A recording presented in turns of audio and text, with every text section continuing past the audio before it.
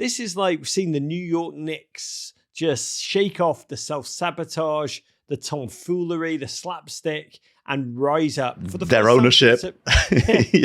Since Sir Alex Ferguson left. First time that many American fans, young American fans, have heard the song Glory, Glory, Man United, and it rings true.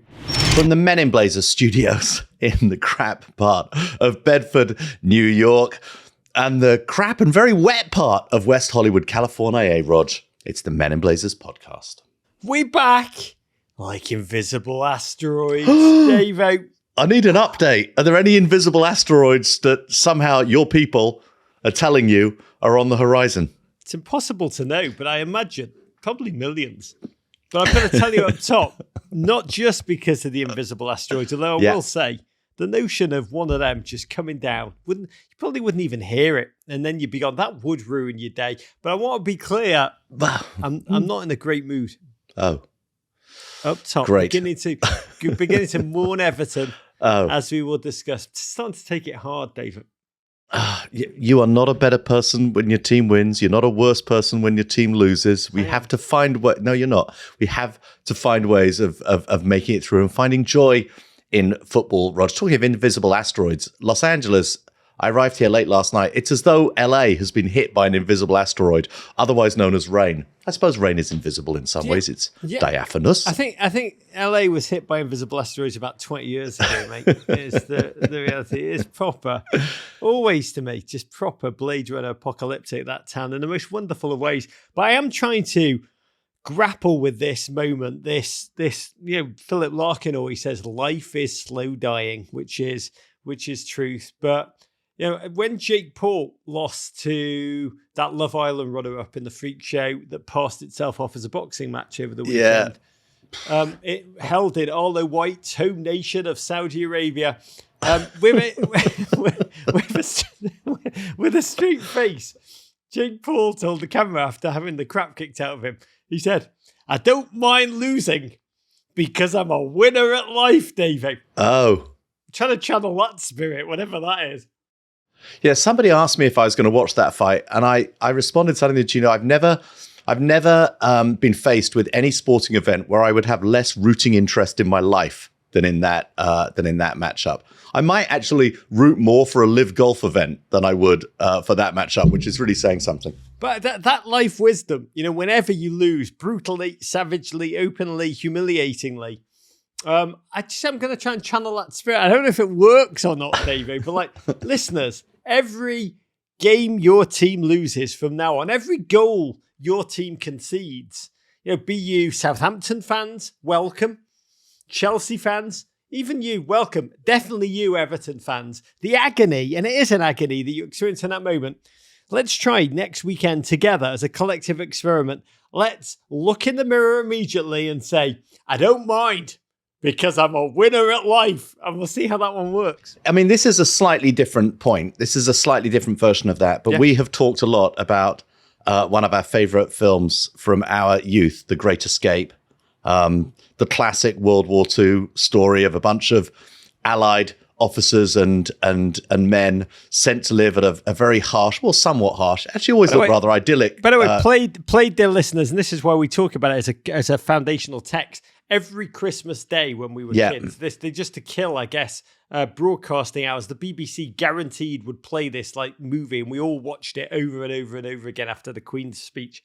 And in the film, which is quite a long film, a group of Allied American and British mainly soldiers, officers, just try to escape constantly throughout the movie. And they build this great escape, this amazing series of tunneling and fake passports and the way they build the whole thing. And gradually, one by one, they are all... they're all rounded up, except, of course, for Steve McQueen. But in one of the final scenes... the Cooler King. Yeah, in one of the final scenes of the movie... By the way, another reason I wanted to move to America, this gentleman personified with his baseball mitt in the cooler, in the darkest moment, just pull... Maybe that's how I should be when Everton concede, like Hiltz in the cooler, just pulling out my baseball mitt and bouncing that ball off the wall. Hiltz. So there's a final scene of the film. David Attenborough, I believe it's David, could be Richard, I think it's David, is rounded up, the officer he's playing. Richard. No, it was Richard. It was Richard. Oh, sorry, I have no idea which one it was. David was up some mountain with the gorillas at the time, but I love it if it was David Attenborough. It was an Attenborough, and I think there was an AU brother there, and somebody else, I don't know who it was. And they're in this clearing. The Attenboroughs are like the English Aronson brothers. They are rounded up by the Germans. They're caught, and they're being transported, one presumes, back towards their prison camp. And they stop in a beautiful clearing in the woods to stretch their legs, have a little cigarette. And David Attenborough turns to his friend and says, Richard Attenborough. Richard Attenborough. One of them. David Attenborough at the time was crouching in some hinterlands. Okay, got it. There is the very, very rare butterfly. One of the Attenboroughs and one of the AU brothers are in a clearing. I think it was Paxton Attenborough. Paxton.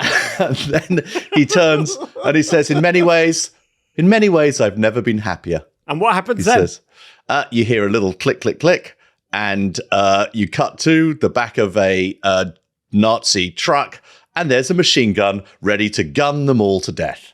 Yeah, that's it. That's how I will go down. That's what you've got to summon. Like in a funny way, watching Neil Maupay trot around with as much chance of scoring in a professional football match as I do. In a funny way, I've never been happier. The honest truth is, I think the Jake Paul advice, but we're all going to try it next weekend, right, dear listeners? When we concede, I want you all to tweet me.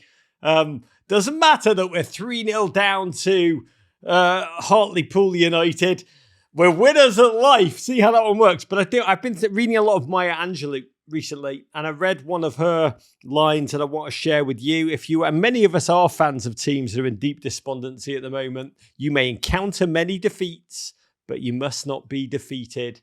In fact, it may be necessary to encounter the defeats, and I'm pretty sure Maya Angelou meant at home to Aston Villa and probably away at Arsenal next weekend, and then at Nottingham Forest forthcoming, so you can know what you are, what you can rise from, and how you can still come out of it. God bless you, Maya Angelou, there when we need you. Hard to believe they're both human beings, really. Maya Angelou, Jake Paul, at the end of the day. What a strange civilization we are, David. Well, and then you have to add Neil Maupay to the equation as well. And Attenborough. And the Paxton Any of the Attenboroughs. Producer J-Dubs just sent me a note in the script. Holy crap, that's so funny. I actually wrote the great escape line into the Everton intro later in the pod for you before even hearing this. That is uncanny. Can we just say, before we get into this, producer J-Dubs is listening to this and will get this pod out despite the fact that he is knee-deep in Novovirus. And that is genuinely just miraculous and wonderful. What an incredible human being he is. He's probably going to edit this part of the pod, but I will say, I would prefer producer J-Dubs 2 days into Novovirus leading the Everton line in the next game than I would Neil Maupay. That is how in deep we are. I prefer Paxton Attenborough. There aren't many things you want to be knee deep in. I can't think of many things you want to be knee deep in. Money. Pie. Okay, before we get to the football, a quick mention of everything coming up at Men in Blazers World Headquarters this week, starting tomorrow with what I understand, Rog, is a quite remarkable pod special with one of my favourites, Premier League poet laureate Peter Drury. Rog, the scuttle around the MIB water cooler is this one is not to be missed. You know, we have all marvelled at Men in Blazers at DJ Drury's work on the Premier League 1s and 2s. And I know how many of you adore just his soundtrack that he lays for great Premier League moments. This is a gentleman that's not on social media, but we talked, I told him there are fans all over the world who put your commentary of the key moments of their teams to music. They orchestrate your poetry. And he got really moved, as you will hear tomorrow. He got incredibly moved by this conversation. He's so funny, so sharp, so self-effacing. He's got no idea really what a massive part of our lives he is in terms of the role he plays to the Premier League experience. We dive deep. Things do get incredibly emotional in the most wonderful way possible. Can't wait for everybody to hear this conversation. Wow, how refreshing. It will drop tomorrow afternoon on this very pod feed. Don't miss it. And a special version is being cut for our YouTube, where we're putting so much content. Get in there and subscribe to that, GFOPs. Rog, let's start this party.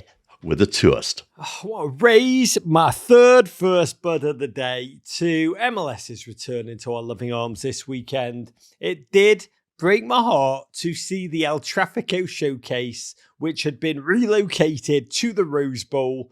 Can you imagine, like, Liverpool and Everton deciding we're going to relocate the derby? We're going to play it at Wembley. But they relocated it to the Rose Bowl. They sold over 70,000 tickets. It was going to be a magnificent statement, and it had to be cancelled because of the weather and the invisible asteroids. I ached. MLS cannot catch a break from them damn invisible asteroids. But I want to raise a particular glass to our friends in St. Louis, who have just become Major League, and they did so in fine style, shocking Austin with 2 late goals, come from behind victory.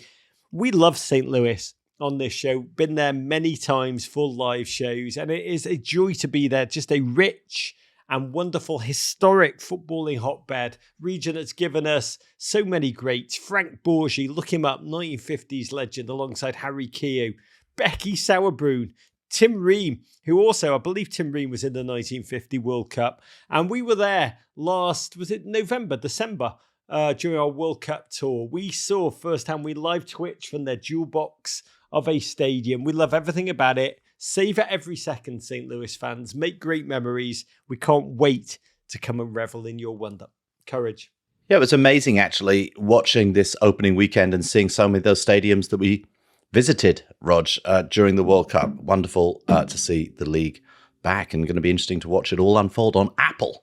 Okay, Rog, to the football, starting with a full cup of Carabao. That's right. Man United 2, Newcastle United 0.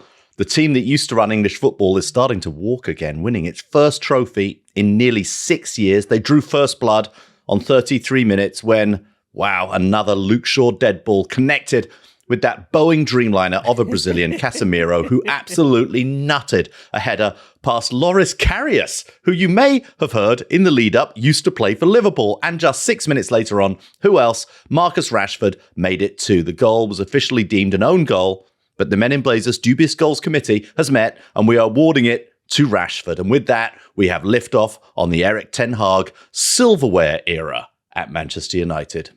A wonderful event. Slightly weird event. Look, the Carabao Cup is really a bit like the NIT in terms of importance, significance, but the two teams competing this season, their current transformational journeys that they're both on, made this event feel so much more significant than we're used to. Witness, really, the cognitive dissonance of seeing an estimated 100,000 Newcastle fans travel down south en masse, invading London. You know, I've done it as a kid a lot. Everton and Liverpool would play Wembley. You come down from up north and you're just like, oh my God, we're going to take that capital. We're going to dance in the Trafalgar Square fountains. And watching them, you felt their joy. You felt their wonder. Some of the older ones crying in interviews, you know, and I saw those tears and I felt for them. You know, up north, these proud mining communities, these traditional places, utterly collapsed post-Thatcher. You know, the team, which they love, bereft. We've talked about this a lot on the podcast. Born again, thanks to massive funding from new owners, the Saudi Arabian Public Investment Fund. So you have a mix of romance and geopolitical sports washing. And the same with Manchester United, who just arrived having fended off Barcelona impressively midweek, 1 defeat since November, hoping to end that near 6-year silverware drought, an eternity within their own high standard winning culture of glory. They wanted a show. They too were resurrected. Yeah, rumours abound there too. Sheikh Jassim bin Hamad Al Thani, other names we know through football, the chairman of the Qatari Islamic Bank. Wild event, really, in pursuit of that trophy, sponsored by Thailand's second most popular energy drink. And it is, Davo, a day that fuses the good and bad, the light, the darkness, also intertwined in modern football, right? You know, it's one of those funny trophies. I had a meeting with a big Man United fan on Friday, and I couldn't help making one of those jokes that one makes about the Carabao Cup, about how, you know, the cuppity cup, how that when your team is in it, you think it's one of the most important trophies in the world. And when your team's been eliminated, we kind of scoff at it. We kind of laugh it off. And it is one of those things that when your team do win, as Man United fans are feeling this morning, they're going to loathe us diminishing in it, demeaning it in any way. But it's still a trophy and it still feels bloody good to win things. Two big pieces of team news going into this one. Marcus Rashford was fit after all to start for Manchester United, and Loris Karius was in goal for Newcastle. That was really the story going into this one. A gent who'd last played for an English club in that debacle of a 2018 Champions League final. Ended in tears and heartbreak for him, for Liverpool. Made his last appearance in any football match, Feb 2021. I think he'd only played 45 minutes for Newcastle against Saudi opposition in the pre-season, and was only now playing because of a Nick Pope red card the previous weekend, and the fact that their backup goalie, Dubravka, had actually played for Manchester United earlier in the tournament and was so cup-tied. And you had to wonder what filled Karius' mind, Davo, as he took the field, knowing that he was neither loved nor wanted, but suddenly, and only because of the cruelest, craziest twists of fate, very much needed. I did ache for him. Everyone put his pre-match warm-ups on social media where he dropped the ball over and over again. My heart broke for him. I was really praying for this gentleman. And I've got to say this, to make himself the headline going into this one, that was not something he had to do. He could easily have said he had a hamstring or something, sat this one out. Say this about Loris Karius, lesser men would not have had the courage to take the field. Yeah, absolutely. And, certainly looked a little rusty in the warm-up. It was a very different thing from playing in any game rather than just, training, playing in a Wembley Cup final versus training. I mean, what how dissonant. And certainly looked a little rusty early on, but, I think as we'll get to by the end of the game, perhaps one of Newcastle's best performers on the day. Scenes before kickoff, the Newcastle end, the black and white flags, the James Corden stunt double with his big belly proudly tattooed, the massive tifo, just basking in this moment. And their team were not overawed in the early exchanges, boosted by the return of creative talisman Bruno Guimaraes, back fresh after his 3-game suspension, charged forward, relished the moment, tempted to overwhelm a potentially fatigued Manchester United team who'd beaten Barcelona just 3 days earlier. This was close quarters, all hands fair. Alain Saint-Maximin blown past Dalot to fire one off De Gea's strong hands early. A save that retrospectively was pivotal because in the 33rd minute, after the ill decision upending a Rashford by Guimaraes, it was Shaw who floated in a stunning cross that took out the entire Newcastle backline, left Karius exposed as that human cube. In round form, Casemiro, big head to head home, great cross, great finish. Incredible to see Casemiro, just all he's achieved in football, finally fulfill his childhood dream of scoring in a Carabao Cup final. David, I did love his quote post-game. He said, "Anyone who knows me, know that I go for that ball like it's a plate of dinner." Listeners, life truth in there. Is there anything you want in life? If there is, if you're listening, you want something, just go after it like it's a good pie, right, David? Yeah, when you're hungry, you want a plate of dinner. Or a plate of lunch, but a plate of dinner sounds even better. No, not a plate of lunch. It's a mistake. Others are thinking plate of lunch. Yeah. You got to up them. Yeah. You got to up them. I think don't go for one of those like chef's fixed meals where the portions, like there's 12 portions, but they're all tiny. You want it, what you want, that dinner, the pie. I want the pie. I want the chicken pot pie. I want the mashed potatoes on the side. I want a pint of your best ale, please, Bob. That dinner, that's what you got to go for. Can I just say, before we get to the Casemiro of it, what a fantastic finish it was. Unfortunately, we did have to endure the drawing of the lines for minutes afterwards. Behold the drawing of the lines. It was the ball in from Luke Shaw, who midweek, his back heel in that Europa League game against Barcelona really was just a thing of beauty that set up his team.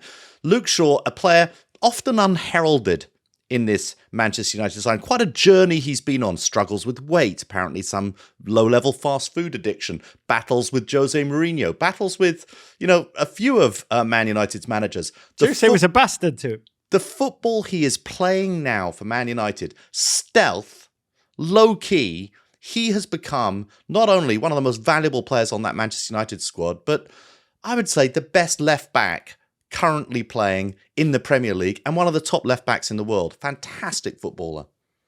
If you want to find out more about him, I don't know if our interview with him is up on YouTube, but it was lovely to speak to that human being. Just a redemption story of wonder one on many on that United side. But Casemiro, what a winner.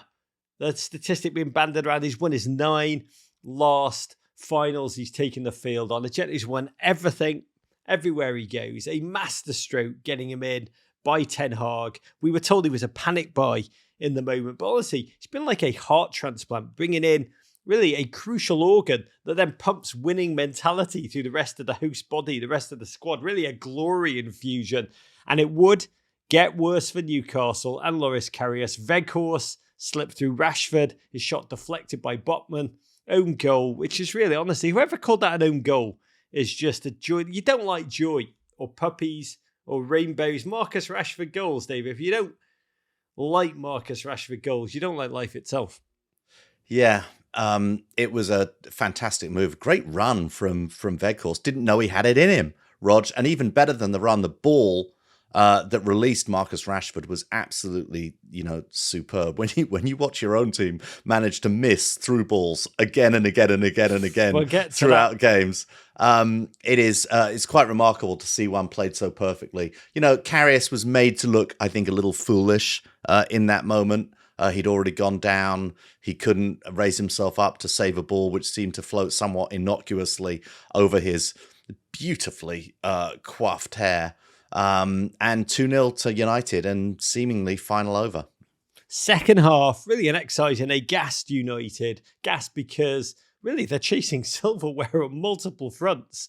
They smothered the game. It wasn't much of a spectacle, but it was also notably without anxiety. That was the old United way, by the way. You expected them to go into finals and win them, to do the business. And it was fascinating to feel that in that second half. There was not a moment at which you doubted Manchester United were going to win this game. And the only real highlight was pointed out by New York Times' Tariq Panja, who tweeted, "Don't know whose idea it was to advertise that Carabao is now available in Yemen, given that the Saudi owners of Newcastle have been dropping bombs on the country for almost a decade now." There it was, though, as the Saudi Castle players trotted around to blunt effect. An advertising hoarding at Wembley proclaimed, "Carabao, now available in Yemen."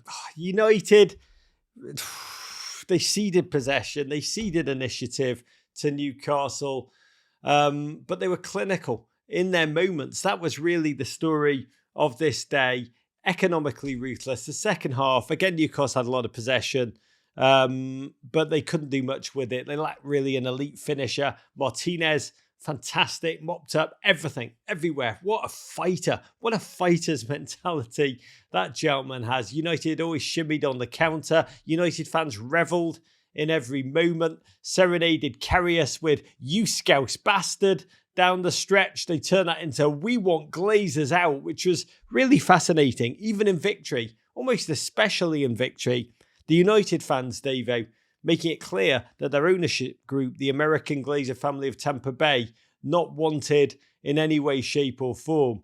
And that is a fascinating moment as, the Glazers are said to be selling the club, but every American investor I've spoken to are starting to think that they actually may just take a cash infusion and retain control. Owners love that. Cash infusions without giving up control. That's a wonderful position to be in. It's not bad. And certainly this was a good day for the Glazers, ultimately after years of, a sort of wayward direction, to have this decision, which presumably they had some part of. Bringing in Erik Ten Hag is starting to pay off. Was a good day for them. But you know what? I don't think the fans are going to forget too easily. But what a wonderful team Manchester United have become. I must admit, I was cheering for them very hard during this game and loved watching them play football. I would also say that Loris Karius, watching him, knock the rust off his gloves in that second half, made a couple of fantastic saves. His odd brown gloves. Yeah, I imagine that some team may come in for him, or he may not continue to be the third choice keeper at Newcastle United. He's still got some keeping left in him. Come and play striker at Everton, lad. First, we'll button up the Newcastle story. Really, their fans, it should be said, stepped into the last moments, roared for their team, and you kind of knew that for them, this was just the step on a journey, and that journey, they feel, will inevitably end in glory. Newcastle, yes, they've lost now 8 straight trips to Wembley, not won there, I think, since 1945.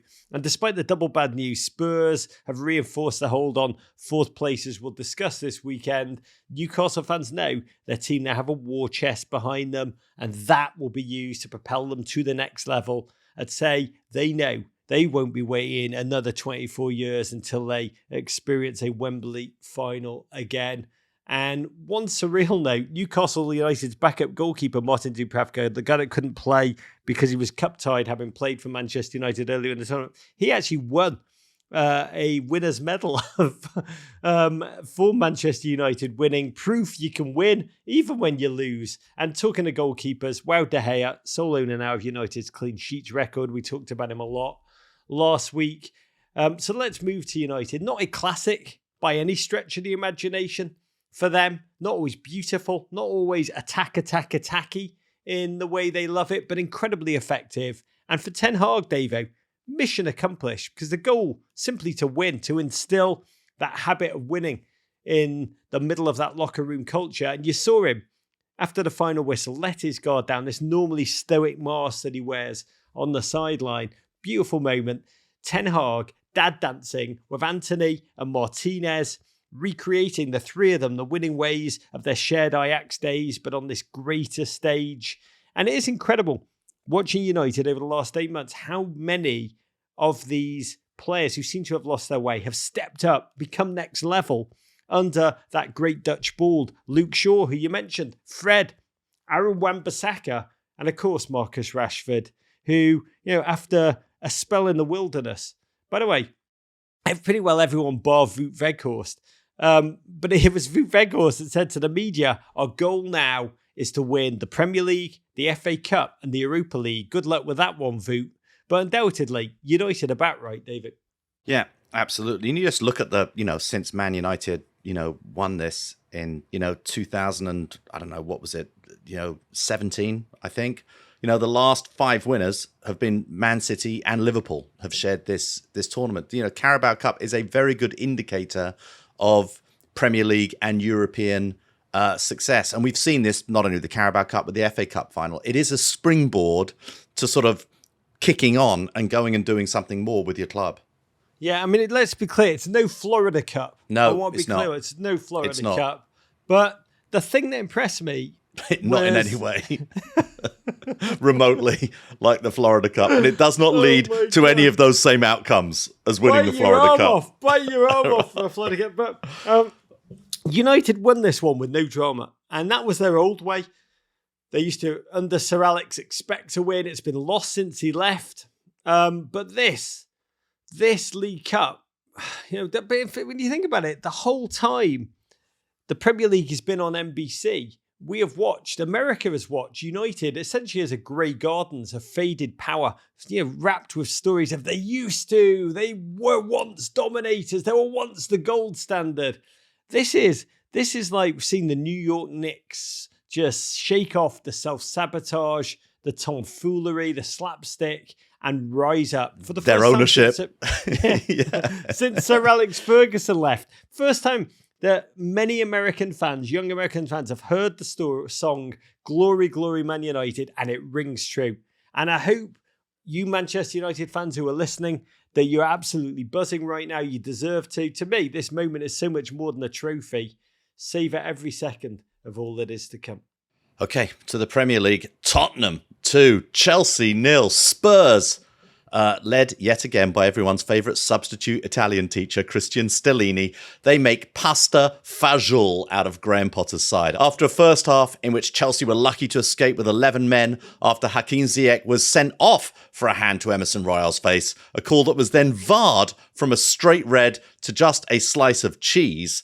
But quite frankly, it didn't matter. Almost immediately, after the second half kicked off, Oliver Skipp, of all people, unleashed an absolute blast past Kepa for his first senior Spurs goal. Harry Kane followed up with a second in the 82nd minute. Spurs stay fourth. Meanwhile, we can only imagine what Todd Boehly is typing on his laptop this morning behind his perpetually open game of Minesweeper as he contemplates Potter's future. Last time these two teams played, we were gifted the Tuchel-Conte most aggressive post-match handshake that football's ever seen. Neither man there on this day for two different reasons. But that feels like an eon ago. And instead we had Graham Potter death-rattling his way in closer to the relegation zone than the top four. His team unable to score, trailing Dortmund in the Champions League after the first leg. The poor guy pointing to the bloat of his squad, 31 players. They could be untrainable, he said. The pre-season trip to Orlando was the problem that led to a dank season. Should have gone to Disneyland and not to Universal Studios, Dave. It would all be different. But, for all of that, a man seen by many as not being angry enough in games. We found out on Friday has a crap you not. He and his family have had threats, anonymous threats, email death threats, not just to him, to be clear, but to his kids as well. Just an awful story. And David, I heard it. I was like, this is not about Chelsea per se. It's honestly about modern fandom, just the out of proportionness, the entitlement, just the loss of all perspective. By the way, it's not just Twitter. This started when Rooney threatened to leave United for City, and a mob turned out outside his home at night to threaten his life if he did so.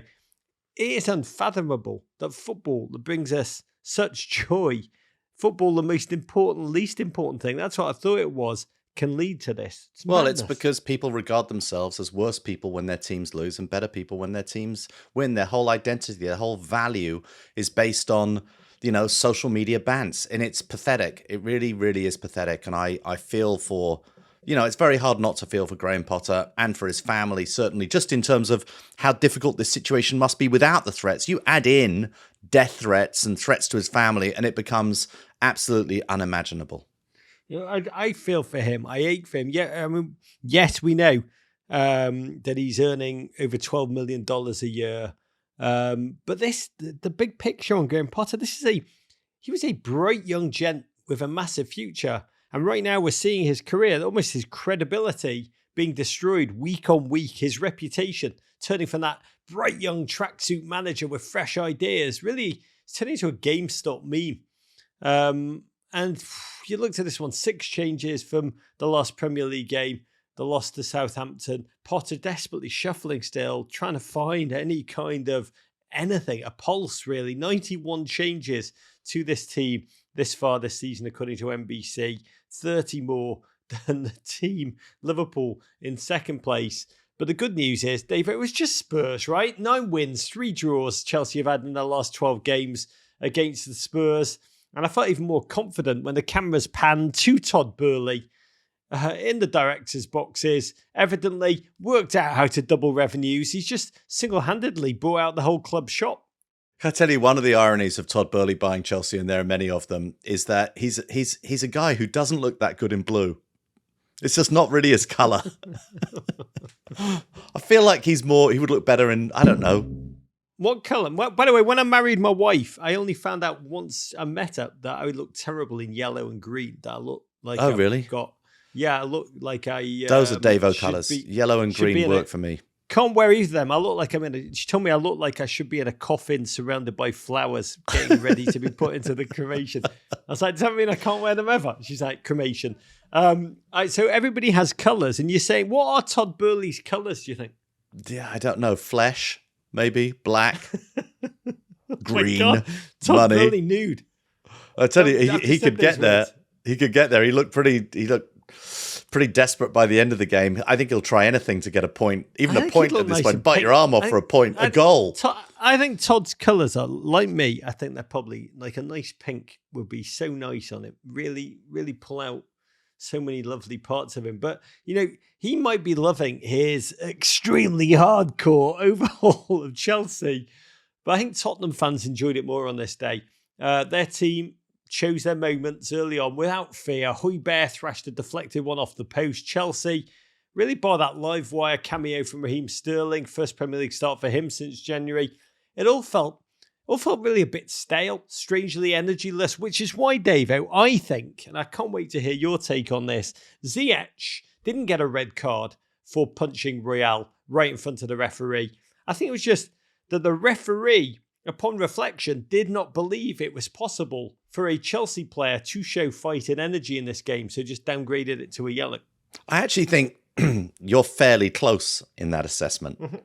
What else could it be? Tottenham, who are not a team you think of as being one of the hardest teams in football, out-muscled, out-fought, and out-physicaled Chelsea from the very, very beginning. And they posed Stuart Atwell some questions, and Stuart Atwell said, no, that's not a card. I'm going to let it go. He let quite a few things go, including, I should say, a very ill-advised, elbow to the neck area by Thiago Silva on, I think it was Romero in the area. So it's he just let a lot go.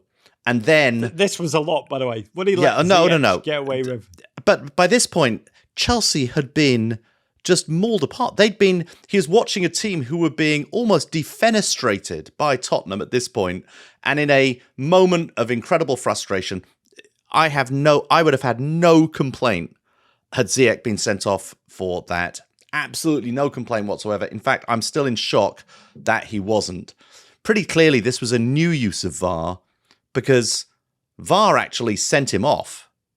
But the referee used that as a way to go and look at the monitor again and make his own decision on the field. This wasn't VAR This wasn't VAR that overturned the red card. This was the referee on the field who went back to the screen and used that moment to go back to the screen, and his own initial view of it, which was probably that, these poor kids are being humiliated. They're being humiliated by Tottenham. I can't possibly send them off for it. It's already not a fair fight, 11 versus 11. I can't make it 11 versus 10. It's a Chelsea player. It can't be. It has to be just negligible use of force. My God, I'll just say, it was very whack, and I'm sure you've all seen it. VAR's had a terrible month. Yet again, the optics not good reputationally in this moment. And Spurs, no doubt, stewed in their locker room at half-time, or else the spectre of Antonio Conte ordering his assistants to apply the blow torches to Harry Winks' kneecaps again. Whatever it was, Spurs open up the second half, roaring. Essentially, and for chess players, you'll all know Fool's Mate. That opening, they did a fool's mate opening straight from the off, 18 seconds in. Emerson Royal slapped a shot at Kepa. Enzo cleared only as far as Oliver Skipp, who bodied his way to that ball right through João Felix, tossed aside like a Portuguese dish rag. And just, I don't know what he did. He just lashed, he laced. I don't know. It was like saying, you don't even need to see Cocaine Bear, I don't believe, after watching Oliver Skipp cut across that ball and just thunder it past a floundering Kepa. Yeah, floundering. I mean, a Kepa who jumped up in the air, seemed to be right there where the ball was, and then sort of collapsed under its force. I don't know. It was a very strange, for your opening goal, I think Oliver Skipp has got to feel somewhat fortunate that went in the back of the net. But anyway, It was a goal, and it was, a number of situations in which Chelsea players just were not tough enough in those situations and did not make the right decisions. And had the 1-0 to Tottenham. Aesthetic delight, that goal of entering the net via the underside of the bar. Yeah, which I always think should be worth a goal and a half for style points. I totally agree with you. So happy for Oliver Skipp, though. Just his first ever goal in the league for Spurs. Lovely moment for a boy-horse Spurs fan, an academy graduate, a gent who looks week on week like he evermore belongs in the Premier League. Even though I have to be candid, few footballers look less like a footballer. That gent, Davo, he's got the face of a shattered exhausted, overworked third-year medical student doing the rounds of the ER, that kind of yellow exhaustion that fatigue admits. I would say probably Oliver Skipp, the Premier League footballer I would most lightly let remove my appendix, David. Yeah, but the goal, I agree, does not have the look. A little bit too clean cut, a little bit too middle class looking, but a fantastic finish. And it came from his aggression in beating João Felix to that Enzo clearance. And that's what Tottenham did, because I don't think Tottenham had a particularly good day. I don't think Tottenham were particularly good on this day, but Tottenham just out-hustled Chelsea from the opening of this game. They didn't even have to want the ball like it was their dinner. They wanted it like it was 11sies. Yeah, pretty much. Chelsea's response was so telling because there wasn't one. So flat, so flaccid. Zero. Players seemed frustrated, edgy, rather than determined, collectively driven. The one change that we noticed tactically in the second half was Todd Boehly took off his cashmere Chelsea hat. That was it. Spurs, to be clear, on this day, stronger, more willful, more coherent. Still had to kill off the game. Sonny to Dyer, flick on from a corner. Harry Kane stabbing home, 49th goal in London derbies. This stat, Harry Kane, one of only 2 players to score 20-plus goals in each of the last 9 seasons, all comps, for clubs in Europe's Big 5 leagues. The other, Robert Lewandowski.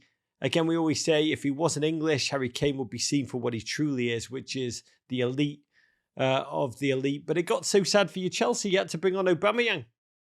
Yeah, absolutely. I mean, Eric Dyer completely literally crushed Mason Mount on that corner coming in. I'm absolutely, I'm not saying that goal shouldn't have been given. It just was once again being out-physicaled in your own area, not going for the header. And 2-0 to Tottenham. And I would say, one of their poorer performances of the season for Tottenham. And they end up winning 2-0, cruising. Yeah, I mean, Mudryk, late cameo, dude's looking more like the Ukrainian bastard offspring of Fernando Torres and Danny Drinkwater if they had a baby. Chelsea get battered everywhere they go, sang the delirious Spurs fans. That was a truth on the day. First win for Tottenham over Chelsea in the Premier League in 4 long years. Christian Stellini's winning run continues. 4 wins now. Cue the Spurs chant. Christian Stellini, he eats risotto, he drinks espresso, he's won every game though. And Spurs now 4 points ahead of Newcastle. Yes, they played 2 games more. Cemented that top 4 place in perfect Conte fashion. Scored with 2 of their 3 shots on target, which will probably make him happiest of all. He loves stingy efficiency, that man. For Chelsea, 3 goals in last 10 games, all comps. What has life come to, Davo, when you can't even beat Tottenham anymore? I know, Chelsea have just beaten for fun over the last several seasons. Yeah, I mean, look, Chelsea are so poor right now. We always laugh about national teams, how they get assembled and you can only pick the players you've got. So very often national teams have a real weakness. They're missing a striker or they miss like a very strong central defense. They always have a weakness. But usually when you have money to spend, and especially when you've got hundreds and hundreds and hundreds of millions of dollars to spend, you assemble a team that have all the pieces to go and do it. This Chelsea team are so disjointed. They are so unbalanced, even with this bloated squad. And yes, you talk about the 31 players. They've got another 50 out on loan. They have everyone they need to go and compete. Apart from a striker. But apart from a striker. And Christian Nkunku not count.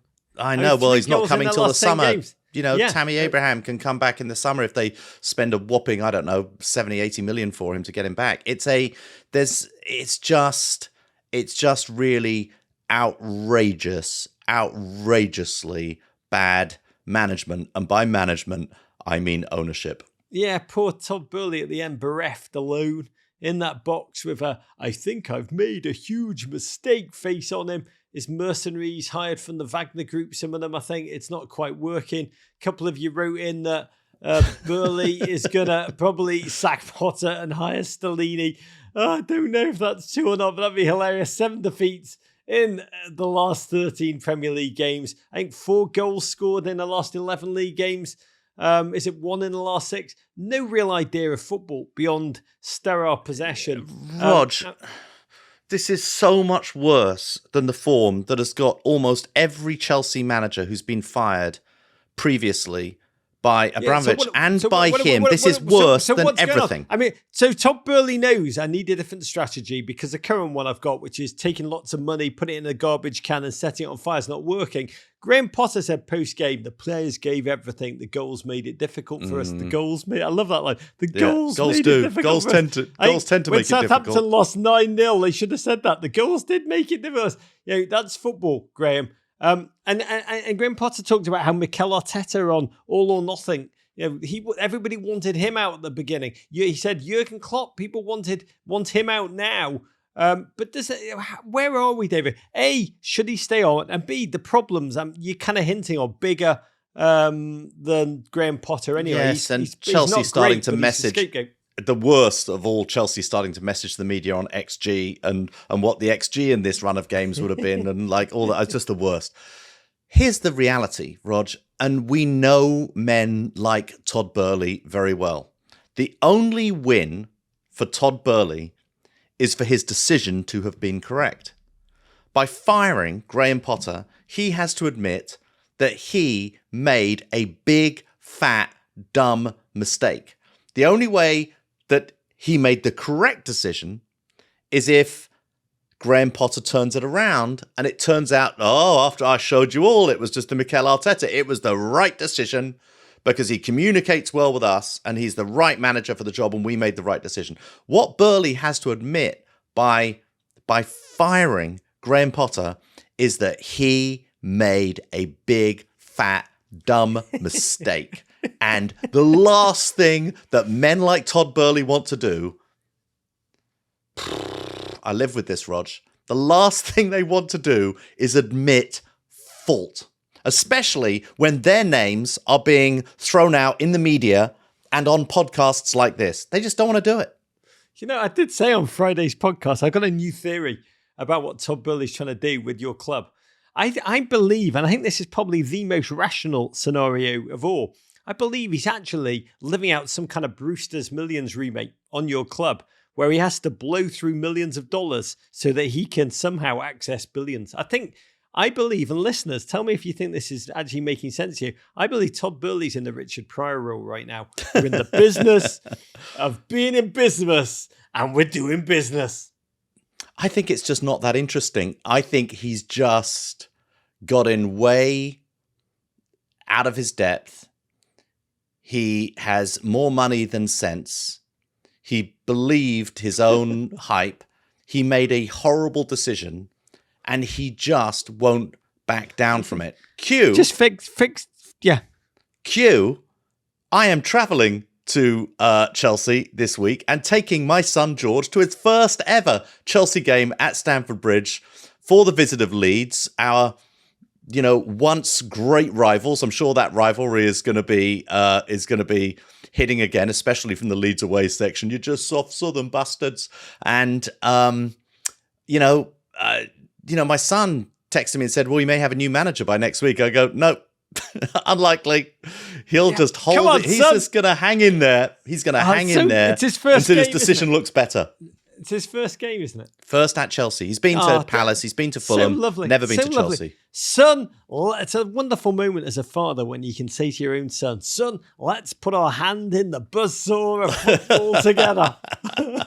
And for love of God, Todd Burley, start wearing pink, mate. Yeah, absolutely. Leicester 0. Arsenal 1. The manager with the Premier League's strongest hairline takes on Mikel Arteta and is served up yet another gritty Arsenal performance. After having a first-half goal varred off, Leandro Trossard hit a little Belgian 5-hole assist through the legs of Leicester's Harry Southampton to a streaking Gabriel Martinelli, who rolled home the game's lone goal. Right when so many were prepared for this Arsenal team to wilt, they only go and deliver back-to-back away wins to stay 2 points clear of City with a game in hand.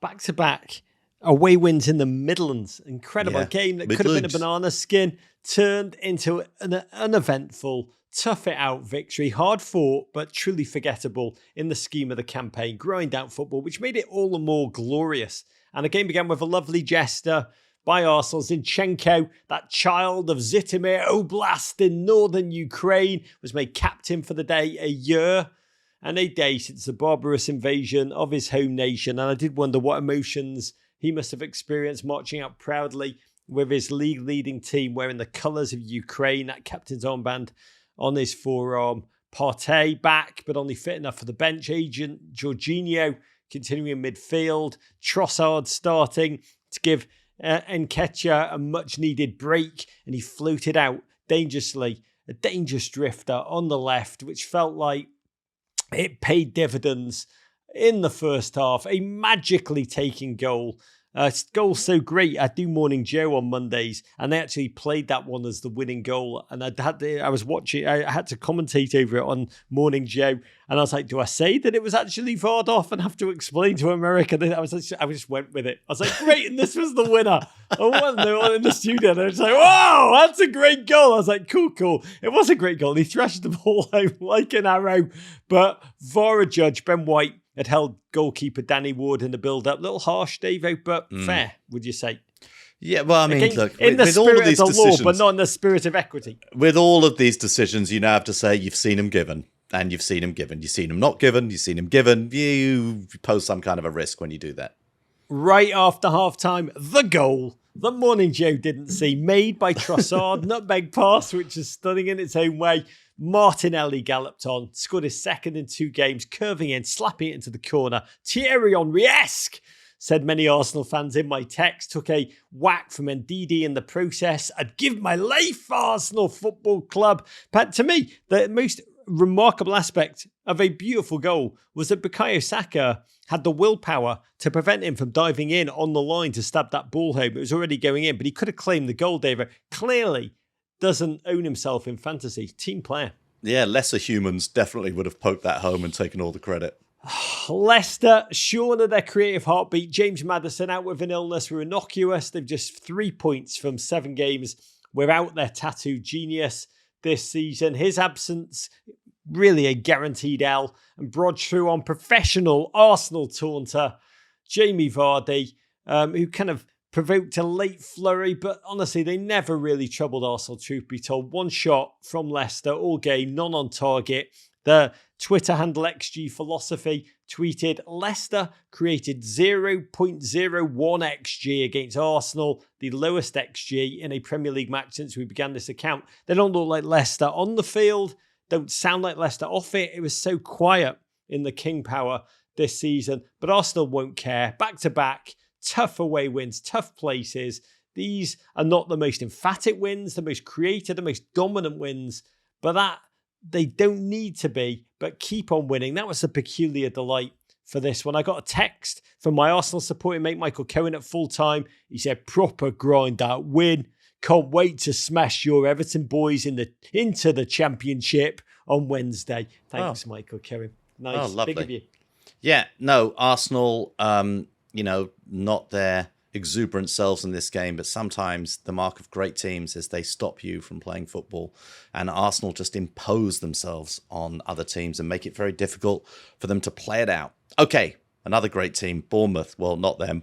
1, Manchester City. Them. 4, Pep's big box store heads to the South Coast and takes no mercy on one of the Premier League's mom and pop shops. City lashed 4 past the hapless Cherries thanks to Julian Alvarez, Erling Haaland, Phil Foden. Also a Chris Mepham goal. Jefferson Lerma pulled one back for the Cherries in the 83rd minute, which would have frustrated Pep. But in many ways, it was a perfect day for him because the Bournemouth goal will give him something to be irate about. City, though, just at their scary best here. Yeah, after dropping points against plucky Nottingham Forest last weekend and frittering away a Champions League opening leg in Leipzig, they left 1-1 without a frenzied Pep so much as bringing on a single substitute. The narrative going into this one was, where had Manchester City's cutting edge gone? Cue the Cherries, whom Pep had beaten 11 straight times, which is, the more you think about it, the more remarkable that is. You know, we're always like, if they played each other 10 times, it could be, yeah, sure. But no, Bournemouth can't even do that. Always a perfect remedy for a fraught City who had honestly looked and sounded miserable going into this one, despite beating Arsenal couple of weeks ago. They had big picture drop points in 5 of their last 11. They're battling Premier League charges. And I said on Friday's pod, Davo, City are turning into a reminder that despite all the winning, despite all the trophies, despite all the money, you can be very, very rich and very, very miserable. Yeah, but also still very, very good at football, which as a Chelsea fan, I'd forgotten that you can be rich and be good at football. It's remarkable to see a team who just have all these spoils. I just didn't realise this. So, yeah, I mean, you sort of sometimes wonder why City make such a fuss out of playing football when they're this good on this day, this dominant. I mean, at certain points, it was like they were just kicking the ball. It was like a game of dodgeball where they were just like kicking the ball against Bournemouth players in order for it to rebound to them so that they would back up and then have to kick it at them even harder so they'd back up even further until eventually just the force of yardage would just take them into the goal. It was like something very, very odd to watch. That's what this game was. It was like the volleyball scene in the Fabelmans. I mean, my God, it took City. I mean, City, who were already 5 points behind. Again, Arsenal had played first this weekend. Again, they'd held serve. And a dominant City, 15 minutes in, Foden burst into the box, was blocked off. Haaland then swooped on the ball, thrashed it off the crossbar, dropped to Alvarez, prodded it into the empty net. Really, the perfect City goal, just bulldozing relentlessly, a relentless cyborg attack almost. Or cyborgs probably look at it and be like, oh my God, we wish we could attack like that. Just poor cherries. They had Marcus Tavernier missing. I think they've taken 1 point from the 7 games without him. I think the cyborgs are asking, how does Haaland hit so many crossbars? It just seems, I've never seen a player hit as many crossbars as Erling Haaland. Yeah, that cyborg Bants. Let's hit the crossbar. A cyborg's hard. By the way, listeners, if you've met a cyborg, can cyborgs laugh? I know our eagle cry on the pod. Ornithologists tell us that it's not actually an eagle's cry. I want to be clear. If we are misrepresenting cyborg traits, then please tell us, can they even laugh? We have no idea. Do they even have senses of humour? But this is all the stuff going on. Does AI, can ChatGPT have emotions, Rog? This is very much in the news at the moment. Yeah, back to, I mean, Erling Haaland, who I've said is like ChatGPT, as a footballer, then scored his 27th on the year in just 24 Premier League games. I think 33 in 33 games, all comps, eclipsing Kun Aguero as City's best return in a season. And there's still 14 more games to play. Lord Panic could never, is all I'd say. Davo, the best strikers in the world make it look like they've got the power to make the ball seem as if it comes to them in the box. And my Lord, Haaland's positional sense, the runs he makes, they're incredible. It's as if he and the ball are almost on the same telepathic wavelength. May be the Premier League writer that we've been trying to identify for years. He is just anticipating because he has written it, Rog. Either that, which is rational, Michael, or there's magnets involved. I'm looking for bloody magnets. But the Foden droid scored 2. The excellent Alvarez forced an own goal. Rico Lewis excelled in this one. City fans killed off the game by singing Erling Haaland. He scored more than you at the Bournemouth players, which is truth, but bants. Bournemouth limped off. Now knowing they've got to play Arsenal and Liverpool. City play Newcastle next weekend. Pep declared, the mood is exceptional. The guys are doing everything and that is enough for me. I have the feeling many things are going to happen. Many things, Davo. Is he referring to league titles? Is he referring to court cases? Or the cargo pants with the pockets weirdly placed under his testicles that he's about to unleash on the world? Whichever it is. International affairs, Chinese spy balloons, all sorts of things, Rog. He could be really referring to anything. Okay, Leeds United 1, Southampton 0. The two teams at the bottom of the league square off in the time-honoured tradition of a relegation breakdance battle, and it was the home side who dictated the frenetic pace of this one, helped in part by the reintroduction of the fantastic Brendan Aronson to the starting lineup. But the breakthrough wouldn't come until the 77th minute when a smooth backflick from Berkshire Day School's Jack Harrison allowed Junior Firpo to slide home the winner and send the Elland Road faithful into hysterics. Leeds' first win in nearly 4 months lifts them out of the relegation zone. Seismic clash between the two teams nailed to the bottom of the Premier League table. Southampton now led permanently by Ruben Selles. Friday confirmed by the club, who will manage the team until the end of the season. Please, captain, take control of this ship as it steams inexorably towards that giant iceberg. Oh, the Saints are terrible, bottom of the table, but with a faintly audible pulse after that 1-0 victory over Chelsea. They squared up to Leeds United. Brand new manager, Javi Gracia, who's one of his great traits is to confuse English speakers of the placement in the R of his last name. First game in charge since taking over from office temp Michael Skubala. Told the media he'd only been sleeping 2 or 3 hours since taking the job, working like a Twitter employee, sleeping in the office. And what does Gracia do in his first match in charge? Well, he goes and unleashes a veritable continental congress worth of Americans. Davo, Tyler Adams, Weston McKennie, Brendan Aronson in the lineup together, starting for the first time since Weston arrived. Bold call to go 27.27% American in key relegation matches. But Brendan Aronson, Davo, from Philly Union, Tyler Adams, new at Red Bulls, Weston McKennie, FC Dallas Academy. You throw in Jack Harrison, NYCFC. Davo, was this basically the first MLS game of opening day? Yeah, should have been on Apple, Rog. It was. I think you're right. It was fantastic to see so much American interest, so many American players and American-raised players playing in the outfield in this one, and the reintroduction, especially of Brendan Aronson, who had been really reduced to a bench role under Jesse Marsch. You know, for me, I said before the World Cup, he is the American player I'm most scared of. He just seems to be next level in terms of his speed, his ability to press, his ability to harry, and just his fighting mentality. For a team who are in danger of going down, he is exactly what you want on the field.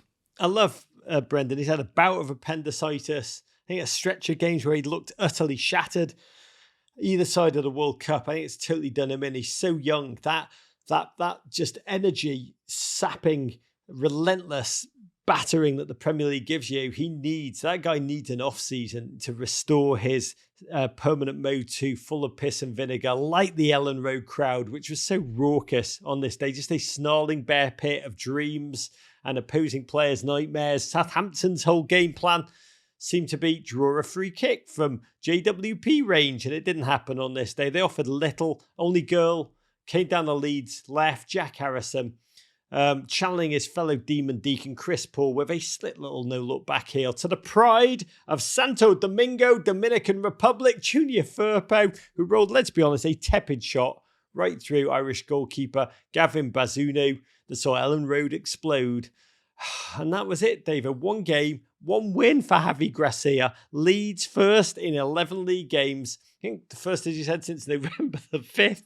What the commentator called the biggest game of the season. They got a bloody win. What did Gracia change? They looked like they had width. They looked, and I've not seen this since before Bielsa. They were willing to slow the game down, to control it, to kill it off. Massive win for Leeds. Massive win for fans of these American players, unless you also support Everton. Javi Gracia said, this much progress in a week. Imagine what we can do with more time. It's clearly, Davo, not heard of the science of the new manager bounce, has he, Davo? Fulham midweek in FA Cup action, and then Pulisic's Chelsea up next. Oh, don't give Todd Burley the idea. He'll have a new manager every week. West Ham 4, Nottingham Forest 0. David Moyes doing his best impression of the James Franco on a hanging block. First time, meme, as his squad replies to reports that he would be fired without a win, only by going and dumping 4 past the tricky trees in the final 20 minutes. A brace for Sir Danny of Ings, a Declan Rice worldie, no one was more surprised at that than Declan Rice, and a piece of CONCACAF insurance from Mikel Antonio do the business. The Irons move out of the relegation zone and into 16th place, 2 clear of the drop.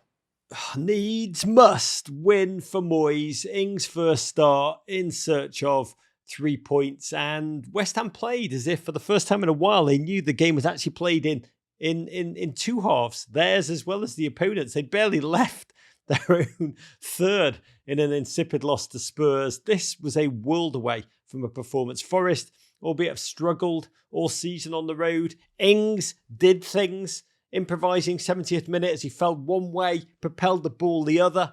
second within 2 minutes. Again, classic Ings, improv, getting the job done. Declan Rice, a thunderous third. And you saw West Ham, so much attacking talent. Paqueta, Bowen, Declan Rice like a buzzsaw. David Moyes, in certain lights, you could see him on the sideline down the stretch, grimacing in a way that almost looked like a smile. 13 losses on the season, but an enormous 3 points when they needed it. I realised if West Ham briefed the press that they were going to fire Moyes if they didn't win every single week, they'd be in the top 4. It's possible. It is possible. Fulham won, Wolves won. Friday night lights on the banks of the River Thames. And with Fulham ensconced in a scrap for European football, it was the turquoise-clad visitors who shot out in front via a 23rd minute bouncing strike from Pablo Sarabia. Old Pab Sarab's first goal for the club since joining in January, but a second half goal from substitute and Israeli international Manor Solomon drew the Cottagers level, and that's how it ended. Fulham are 6th, 6 points off the top 4.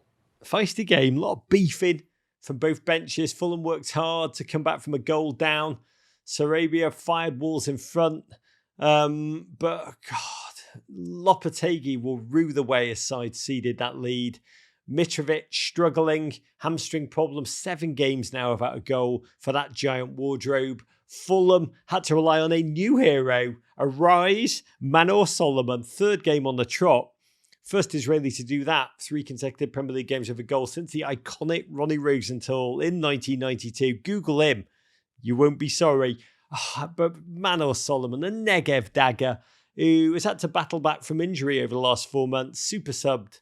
Cutting from the left, one of those goals where you always see the goal before the player even pulls his foot back to shoot the ball, and watching it unfold almost seems like you're doubling the thrill. God bless Anthony Robinson, should be noted, should get an assist for winning that ball back. Scouse American ferocity bodied Traore despite giving up £100 and a bottle of baby oil on the man. Davo, we had a letter from a Fulham GFOP that sums up the mood around Craven Cottage in this incredible season. Can you do the honours? Yes, long-time friend of the pod. First time with a question, he writes. I'm truly stumped. I've been a supporter of Fulham for the last 20 years, so I know one truth. We will be relegated at the end of the season. But as we continue to pick up points, I'm stumped as to how it will actually happen. Break in the time-space continuum, sinkhole under Craven Cottage. Please help me with my question. How will Fulham end up being relegated in May this time? Thanks and courage, Adam in Portland, Maine. Dave, God bless you, Adam in Portland, Maine. I'll say so many haters would have doubted this Fulham would get 39 points by the end of the season. They've done it now within 25 games. Huge tribute to Marco Silva and the immense job he's done. Just savour every second, Adam, in Portland, Maine. That beautiful, beautiful, beautiful city. Go and get a bagel at Rose's Bagels. I know I wish I was in your town. But Fulham fans, my lord, I've got to say, after all the suffering of the last 2 relegations, you deserve every single moment. From West London to south of the river, for Crystal Palace 0, Liverpool 0, the Reds lick their wounds after the 5-2 Champions League humbling at the hands of Real Madrid and come in for a game that was essentially a 90-minute crossbar challenge. Diogo Jota, Mo Salah and Jean-Philippe Mateta all rattled the frame, but to no avail. Liverpool's momentum for a top 4 place stalls as they fall 9 points behind Spurs. Yeah, Liverpool listing in, desperate to keep the fantasy, the pretense, the slender hope of a top 4 push after that 5-2 obliteration, humiliation, just devastation in front of their own fans. Silent Anfield at the end of that Real Madrid masterclass. And we all tuned in for this one, almost like psychology students about to do a controlled test, akin to like the Stanford prison experiment 1971. How exactly does a proud team follow up their worst home European defeat in club history when your much ballyhooed revival leads only to humiliating devastation, when that transfer window in the summer feels as far away as the finish line to a long-distance swimmer who's exhausted? Will Jude Bellingham answer the bat signal being emitted in panic for more points around Anfield? And honestly, Davo, we didn't learn a lot in this one. It was good to see Diogo Jota return to make his first start. since October, but this was against Palace. No wins in 2023. And Liverpool still seem meek and fearful. Palace honestly had the biggest chances. Both fell to Mateta, who was gifted a sloppy back pass by a truly floundering Trent. A bewildered Alisson came out big to smother. Trent then left it on the plate for another Mateta miss. Liverpool they look like they're still rocked by Tuesday, David. Just sodden, traumatised, mistake-ridden football. Yeah, I mean, a hard place to play at Crystal Palace at Selhurst Park. Towards the end of winter when you're struggling for a little bit of form. Palace always make it hard on you. And Liverpool, I think ultimately they will look back at this and think this was not a bad result after their humiliation midweek that was humbling for the club and difficult for the manager to even process what has gone up there. Yeah, there was an incredible moment in the game which really summed up Liverpool's season to a T. Free kick, dangerous spot, edge of the Palace area. Mo Salah backheeled it to set up Trent to slash the ball straight past the wall. It was flying into the goal, but who blocked it? Certain Liverpool goal. Hendo. He kind of jumped up. It wasn't clear if he was jumping up to get to the ball, if he was falling out of a building and it was just an accident. Haters would say Hendo's finished, but this just seemed like fog of war, just an allegory for Liverpool's season. Liverpool looked ordinary. Palace looked hungrier, faster, more athletic. Liverpool just looked ordinary, mortal. Scene fillers who can't quite understand how it's come to this. Final whistle, almost a relief that it didn't bring loss with it. This was a massive point for Palace. Fairly useless one for Liverpool in terms of their needs. We are, in the last 4 or 5 years, said Big Verge, we are spoilt, winning all the trophies that are available. This is true. So he said to have this bumpy season is a shock for everyone. We need each other. That's what it's all about. Everyone was there when we won. Everyone needs to be there now. Wise words. Okay, here we go. Everton 0, Aston Villa 2, coming off last week's win over Leeds that had you and Martin Scorsese flying high. Your mob, they came back to earth with a thud, a 61st minute Ollie Watkins penalty and an Emi Buendia 81st minute pile driver serve as a kick in the dikes. Because of all the results we've already covered, your mob are back in the relegation zone, and we are sure, in many ways, you've never been happier. I'm not going to lie, Davo. I knew we were doomed. Expectations so low. Somehow, we needed a wonder goal, a miracle from Seamus Coleman just to see off a terrible Leeds a week before. That was my mood. And Villa are a bogey team for Everton. And I know every team, by virtue of being a football team, are a bogey team for Everton.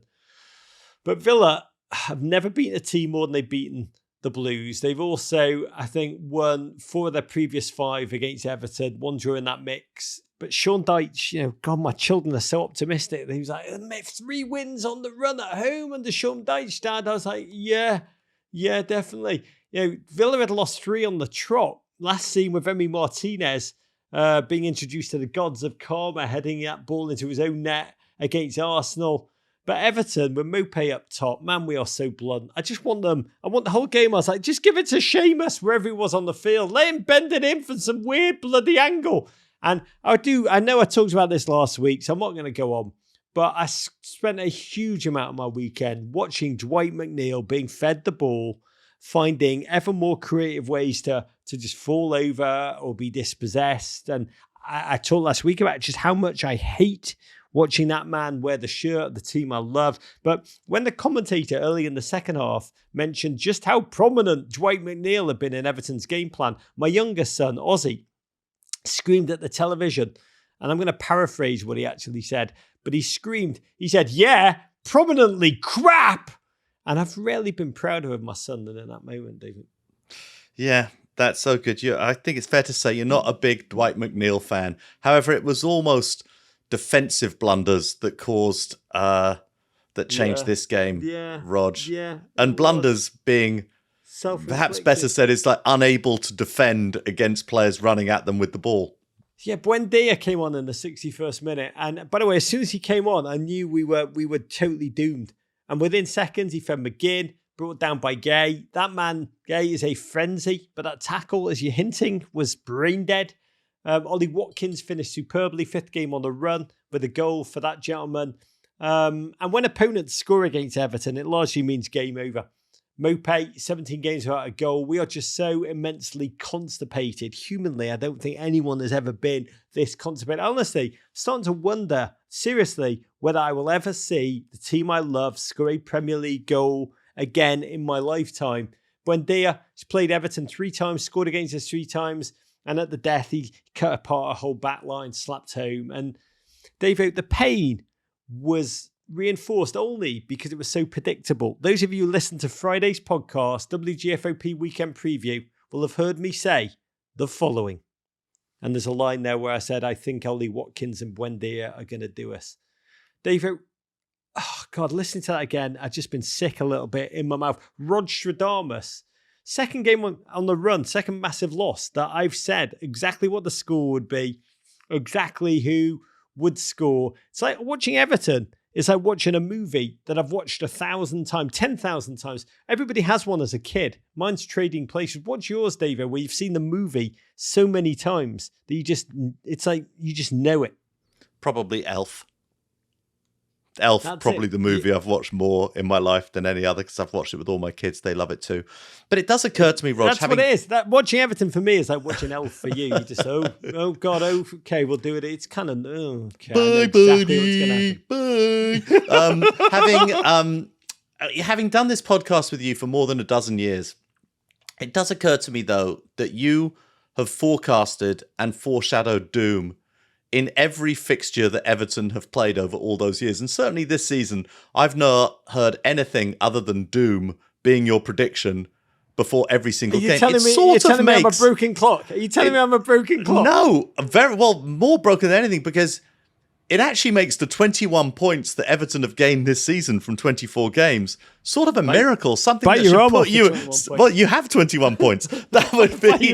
That's my point, is it should put you in a good mood. More? Can I get 21 more? Well, maybe if you play 24 more games, which unfortunately can't happen in a single season when you've already played 24. We've always joked, though, that I have been cursed with the same kind of superpower of being able to see the future that Cassandra had in Greek mythology. And as I often remind listeners, Cassandra ultimately was a curse because she saw her own murder and was powerless to do anything to stop it.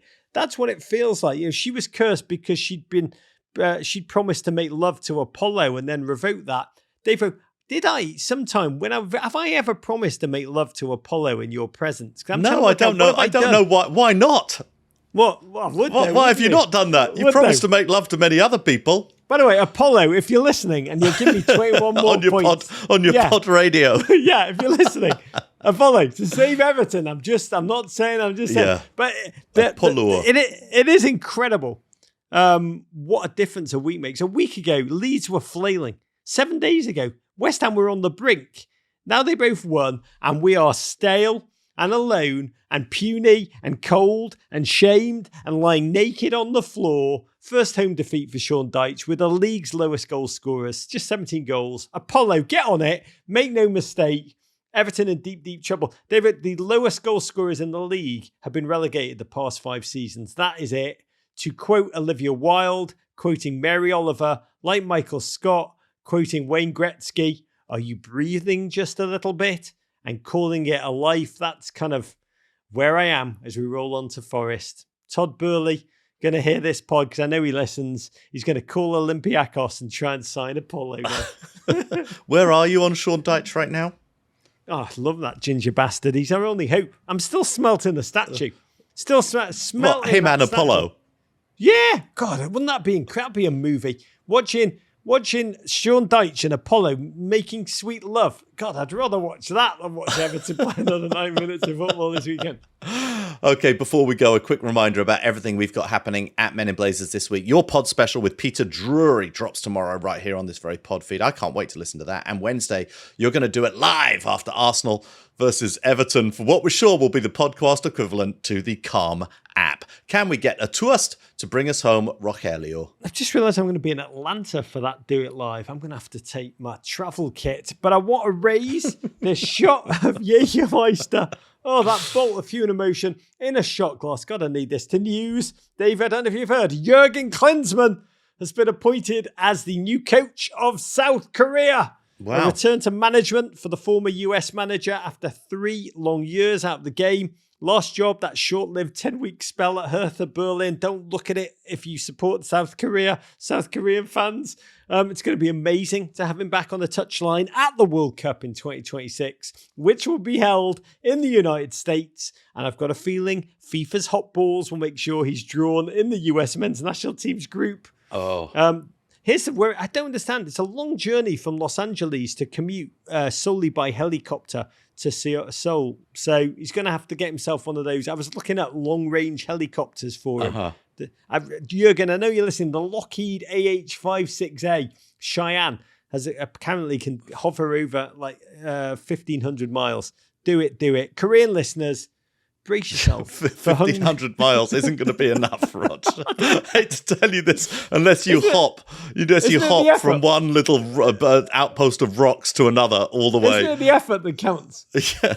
By the way, Jurgen, also, I'll revise that. If you are listening, don't take my advice literally, because I feel terribly guilty if anything happened. I would.